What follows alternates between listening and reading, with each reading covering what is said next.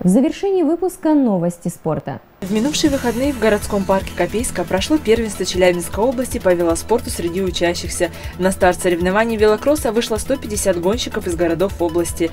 В субботу прошли отборочные соревнования. Все участники стартовали индивидуальную гонку на один круг. По итогам стартов были сформированы финальные заезды. В воскресенье состоялись гонки с общего старта. Львиную долю наград завоевали хозяева соревнований – спортсмены детско-спортивной школы номер 2 города Копейска. В старшей возрастной группе победил Сергей Васин. Среди девушек победу одержала Юлия Чебукина, Алена Пузанова и Ангелина Кадочникова. Все победители и призеры соревнований были награждены медалями и грамотами Министерства образования и науки Челябинской области. Завершается спортивный сезон у велосипедистов. В городах Азбесте и Екатеринбурге прошли 4-й и 5-й этапы Кубка России по маунтинбайку в дисциплине велокросс.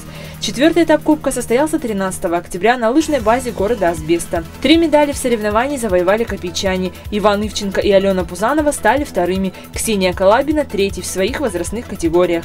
5-й этап состоялся 15 октября на лыжной базе «Локомотив» города Екатеринбурга. Здесь собралось еще больше спортсменов. На старт гонки вышло около 200 участников. 5 копейчан завоевали медали в Екатеринбурге. Вновь отличились Алена Пузанова и Ксения Калабина, занявшие 2 и 3 места среди девушек 99-2000 годов рождения. Второе место среди девушек 97-98 годов рождения заняла Арина Кабицкая. Еще одно серебро принес в копилку копейчан Вячеслав Полозов, ставшим вторым. Иван Ивченко на этот раз остался на 4-м месте. Стоит отметить и бронзовый успех Данила Салтанова.